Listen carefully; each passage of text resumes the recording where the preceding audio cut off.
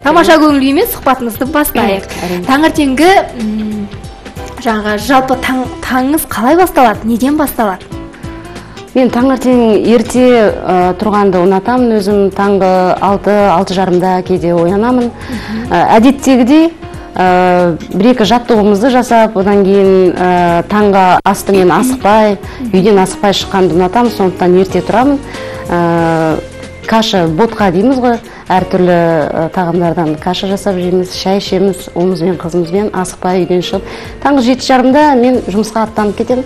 Содан кешке дейін көңіл күйім өте тамаша болады. Өйткені енді ерте тұрған әйелдің бірісі артық дейді ғой, сондықтан да менің енді ерте тұрғандықтан жұмыстарым бәрі кешке дейін өзінің орнымен, көңілімнен шығып, кешке таңертең қалай үйден шықсам, тура сол қалпында үйге сондай көңіл күймен қайтып келемін. Бәрекелді. Ал енді өзіңіз осы өнер айдынына қалай келдіңіз? Енді өнер айдынына айтады ғой, мен негізі маған өнер өзімнің атамның анасы сырнайшы болған екен, кезінде сырнаймен ән айтып, әкем керемет әнші болған, диапазоны кең, Біржан Сал, Ақан Сері, содан Дәнеш Рақышев деген әншілердің әндерін керемет айтқан кісі болған. Сол кісіден дарыған. Енді әкем марқұм болып кеткен, дүниеден озар алдында анама аманат қылған екен. Осы қызым қайратты болып өссін, бетінен қақпа, Алматыда Ахмет Жұбанов атындағы мектепке алып барсаң, бұл қызым өнерлі, керемет домбырашы, күйші болып шығады. Сол менің арманым, осы арманымды орындады. Енді Құдайға шүкір, қазіргі таңда мен анама алғысым шексіз. Анама рахмет айтамын. Сол анамның арқасында осы өнер жолында жүрмін. Аманатын орындады әкемнің. Солай осы өнер жолында жүрген. Ал енді өзіңіз шет мемлекеттерге шығып жүрсіз, түрлі байқауларға қатысып жүрсіз, жүлделі орындарға ие болып жүрсіз, е? Жалпы шет мемлекеттерде осы домбыраны қалай қабылдайды? Шет мемлекеттерде негізі енді біздің Қазақстандаға қарағанда, енді біздің қазағымыз өзіміздің туған енді жерінде болғаннан кейін ол домбыраны енді тыңдаушылары да бар, бірақ та шет мемлекетке шыққанда ерекше қабылдайды. Неге десеңіз, біз енді қазір заманауи дейміз ғой, домбырада тек қана күйді орындамай, біз мысалы мен көпшілігі шет мемлекеттер мысалы алып айтсақ, Францияда, Парижде болдым, Германияда болдым, мына Кореяда Сеул қаласында болдым. Бір айта кететін жайт, жаңағы Грецияда Афина қаласында болғанда, мысалы Сиртаки деген олардың әйгілі бір шығармалар бар, тек қана скрипкада орындалады, домбырада орындау өте қиын. Сонда 500 көрерменнің алдында жаңа Сиртакиді орындап, таңғалдырған кездер болған. Домбырамен орындағанда барлығы аяғына тұрып, сондай қолдау көрсетіп, керемет болған.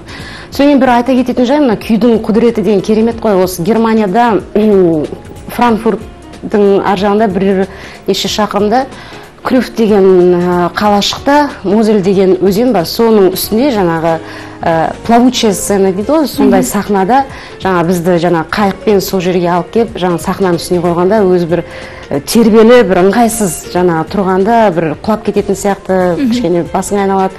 Сол жерде жаңа біздің Әбдіманап Желдібаев деген композиторды бәрі білетін шығар. Сол кісінің Ерке сылқым деген күйі мына қызыл кітапқа енген екен. Ол жерде жаңағы неміс халықтар сол күйді сұрады. Енді жаңағы артымда өзінің коллективім тұр, жаңа алдына шығып домбырамен тұрып, ол жерде орындықта жоқ, отыруға да ыңғайсыз, домбыраны асып алып, жаңа жерде Ерке сылқымды орындағанда жаңа күйдің құдірет. Сол кезде мен Ерке сылқымды бір ерекше жақсы көріп кеттім сол күйді, өйткені елдер жаңағы далада керемет, енді сондай дыбысы да бір жан-жаққа жетіп жатыр ма, енді елдің бәрі тұрып қолпаштағанда тура көзіме жас алып, сондай бір керемет құдірет деп айтсам болады. Содан Сеул қаласында, Сеулда болғанда жаңа ол жақта жаңбыр көп болады ғой. Ол жаңбырға қарамастан ол жақтың халқы, міне басқа жақтан басқа ұлттар келіп, өкілдері келіп өнер көрсетіп жатқанда, олар жанын беріп, жаңа барлық жұмыстарын тастап сол концертке келеді. Сахнада жаңа орындап жатқанда Дина апамыздың Науаи Наусқы деген күйін орындап жаттым. Сол кезде жаңбыр құйды кеп, үсті басым су, жаңа норка шапкадан су ағып жатыр. Соң отырып, сонда да енді домбырам су болып кетіп жатыр, оны ойламайсың, енді жаңағы өнердің құдіреті. Өнердің құдіреті. Ойнап, жаңа артында бір жерде ойым келді, жаңа тың дегенде бүйтіп көрсетпей, жаңа бүйтіп мен сіздерді жақсы көрем деген сияқты жасағанда елдің бәрі айғайлап браво бестеп орындарынан тұрып жаңбырға қарамай келіп бетіне сүйіп қолымнан алып, сондай бір жағдай болған. Енді қалай түсінбейді деп айтасың, енді керемет сондай. Ал қазір қызықтар бар әрине, енді оны айта келсең көп. Әрине. Осы қазіргі таңда күй өнерінің қоғамдағы рөлі қандай? Жалпы ұмыт қалып бара жатқан жоқ па деген ой туындайды кейде. Жоқ, ешқашанда ұмыт қалмайды. Өйткені біздің қазағымыздың классикалық дәстүрлі музыкасы телегей ғажайып мына рухани мұрайы, ол біздің ата-бабаларымыздың тастап кеткен, ата-бабаларымыз жасаған көшпелі мәдениетіміздің құндағында айтады ғой, аттың жалында, атанның қомында дүниеге келген нәрселер енді міне біздің өмірімізбен міне біте қайнасып жатыр десем артық айтпас едім. Енді күй туралы айтсам өте көп, қазір мына тікелей эфир болғаннан кейін көп нәрсе айта алмаймын, енді қысқадан нұсқа айтып кетейін. Күй өнері ол шексіз өнер. Оны түсіне білген адамға, оны тереңінен жаңа тарихына тереңдеп түсінген адамға енді ол керемет құдірет. Оны игеру, мына адамзат мәдениеті қанша жасаса, сонша кезеңнен өтіп жатыр.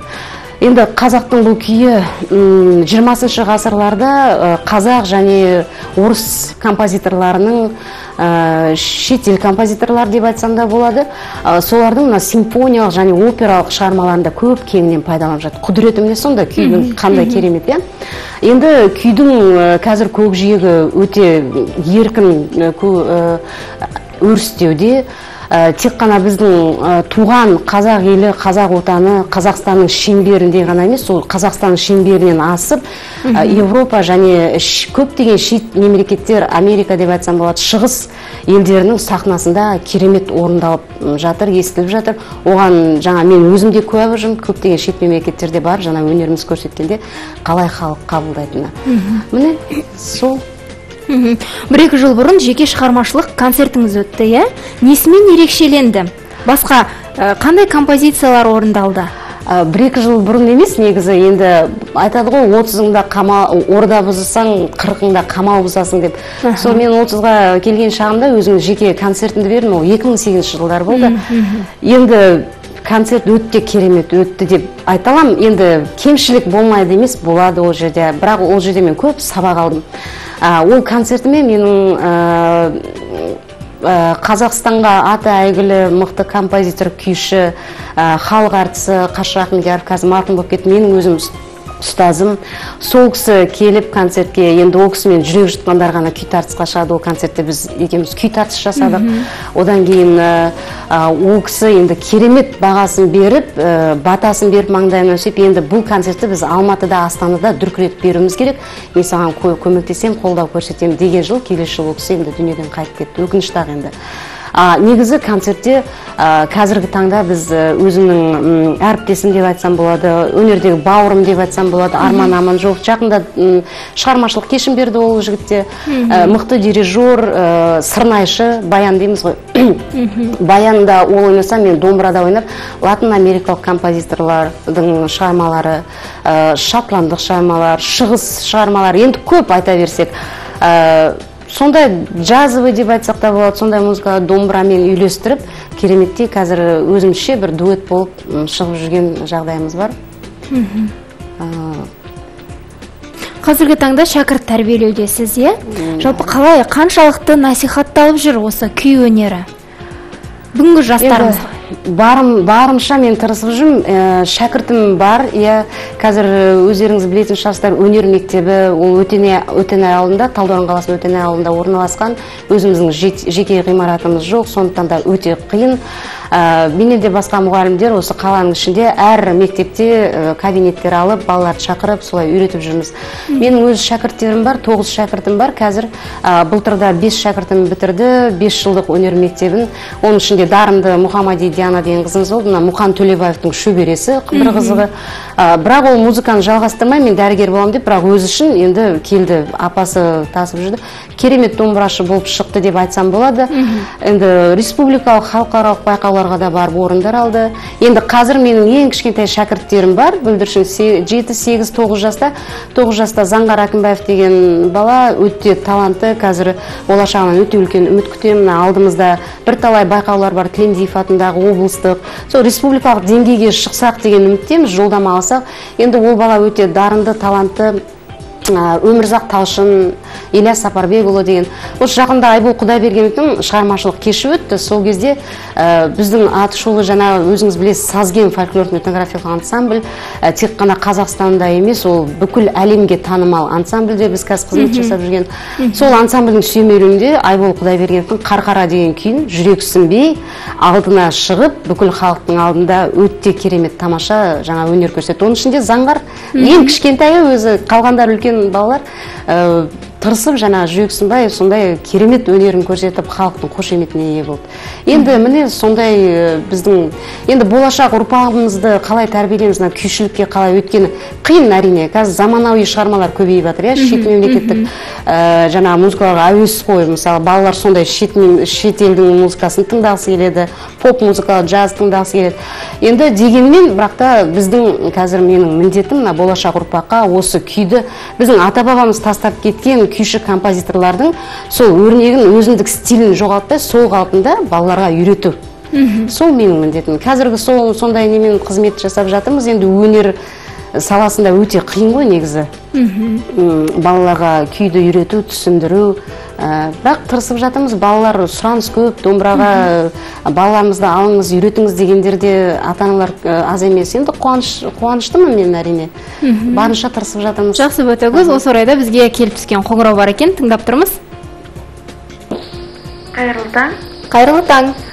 Мен сұрақ қояйын деген, мен өзім бір інім бар, соған сізден домбыра үйренсе бола ма? Күйді өзі жақсы тартады, қазір кішкене біледі, енді керемет біледі деп айта алмаймын.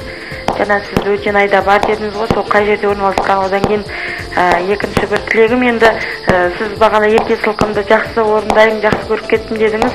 Хабар соңында сол ерке сылқымды орындап берсеңіз. Хабарласқаныңызға рахмет. Әрине, балаңыз енді келсе болады. Өнер мектебі сол Өтене ауылында 21-ші мектепті білетін шығарсыз, соның жанында орналасқан. Жалпы қай жастан басталады балалар? Негізі мен өзім кішкентай балаларды алған жақсы көремін. 6 жастан бастап мен ала берем. Енді мен ала берем деген сөз бәрін қабылдаймын емес, оларды мен тексерем, слухтары керек, жаңа қабілеттері, сосын кейін қызығушылығы болу керек баланың. Оны сен міне үйренесің, барасың деп оны баланы сондай неге алып баруға болмайды, өйткені ол бәрібір одан ешқандай результат болмайды. Сондықтан да келсеңіз қабылдаймыз, әрине, келіңіз, өнер мектебінің есігі әрқашанда ашық. Өнер мектебі туралы айтып кететін бір жай бар, осы өнер мектебінің өнер мектебі болып тұрғаны, мына біздің Тұрсынхан Қарақожаева деген бәріңіз білетін шығарсыздар, Қазақстан Республикасының еңбек сіңірген әртіс, сонау Нұрғиса Тілендиевтің қасиеті қонған, сол кісінің тәрбиесін көрген. Мен де енді қазір сол Тұрсынхан Төкенқызының тәрбиесін көріп келетінмін. Ол енді Тілендиев айтады екен, саксауыл деп айтады екен, осы не сіз маған саксауыл деп айтасыз деп ренжіткен. Сонда саксауыл деген ол отқа жандырсаң жанбайды, суға салсаң батпайды деп сондай қайратты, сондай намжы ержүрек қыздардың бірісің, сол сен саксауылсың деп сөйтіп күледі екен. Сол сияқты бізде міне қазір өнер жолында күрес дейді ғой, күресіп келе жатырмыз. Сол кісінің арқасында өнер мектепке мен келіп, қазір шәкірт тәрбиелеп, менен өте ризамын. Ол кісіге алғысым шексіз енді. Жақсы, енді бізге хабарласқан тағы бір көрерменіміз бар екен. Тыңдап тұрмыз. Алло, сәлемсіздер ме? Сәлематсыз ба? Осы сіздің қанша сәлемсіз? Тыңдап тұрмыз, сіз тікелей эфирдесіз. Иә, осы сізде қанша күй бар? Сіз өзіңіз қанша күй білесіз, және де сол күйлердің ішіндегі ең жаныңызға жақыны қайсысы? Тамаша сұрақ. Енді күйді қазір осынша күй білем деп айтпаймын. Мен кезінде қаншама жаңа айтып кеттік қой, республикалық байқауларға қатысып, Дәулеткерей атамыздан бір 10 шақты күй, Дина апамыздан 10 шақты, Құрманғазыдан 10 шақты. Енді қазір санап жатпаймын, енді 100-ге енді жуық шығар деп ойлаймын. Қазір өткені біз көбінесе қазіргі заман композиторларын күйі Қаршы Ахмедияровтың біраз 20-30 шақты күйлерін білем. Қазіргі енді замандастарымыздың күйлері бар, Тәттімбеттің күйлері бар. Енді қанша мектеп бар бізде, 7-8 мектептен, мен енді әр мектептен Қазанғап, Дәулеткерей, Құрманғазыдан бір 10-15 күйді енді қазір қолымда деп айта аламын. Енді ең сүйіп орындайтын күйлерім бар әрине. Құрманғазының Төремұрат күйі, Тілендиевтің Аққу күйі, сосын мына Қарша Ахмедияровтың Нұрғисаға арнау күйі қатты жаныма ұнайды. Сосын осы қазір Айбол Құдайбергеновтың керемет енді шығарған күйлері ұнайды. Өзім сүйіп орындайтын күйлердің бірі Қарқара. Қазір енді хабар соңында орындап беремін ол күйді. Көрермендеріміз қолқа салып, күй орындап беріңіз деп сұрап жатыр екен. Мархабат. Мен қазір жаңа айтып кеттім ғой, біз Сазгеннің сүйемелдеме жаңа менің шәкірттерім осы Қарқара күйін сүрінбей орындап шықты. Енді ол оңай күй деп айтуға болмайды, техниканы талап етеді. Сол күйді енді орындап берейін.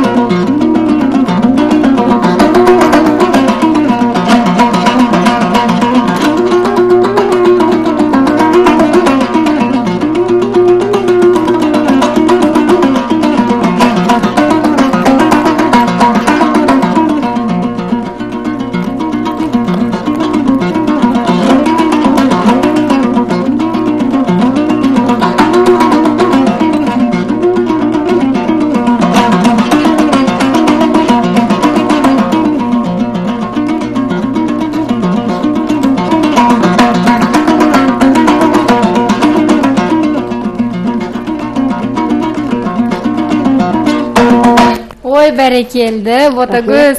Ал енді жалпы өзіңіз шәкірт тәрбиелеп жатырсыз, иә? Қазір жалпы бет алысы қалай жастардың күй өнеріне деген? Жастардың бет алысы тез алып кете ме? Көңілімнен шығады, әрине, тез алып кетеді. Ұғымтал, қызығушылықтар өте керемет.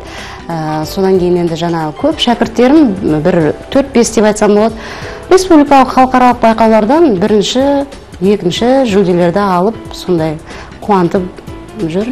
Жақсы, енді біздің бағдарламамызға хабарласқан көрерменіміз бар екен, тыңдап тұрмыз.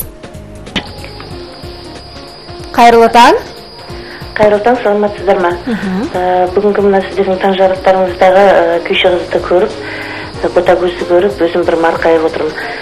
Еңбегіне жемес, өнердің шыңында осындай қазақтың қыздары көп бола берсін, деніне саулық тілейін, қанаты талмасын деген тілегімді айтқым келеді. Аналық тілегімді қабыл алсын. Рахмет апай хабарласқаныңызға.